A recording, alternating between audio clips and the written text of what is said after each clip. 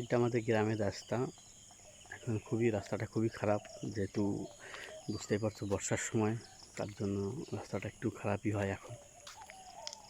কখনো বৃষ্টি নেই, মানে আষাঢ় মাসে বৃষ্টিটা একটু খারাপই হয়, সেই কারণে রাস্তার অবস্থা খুবই খারাপ।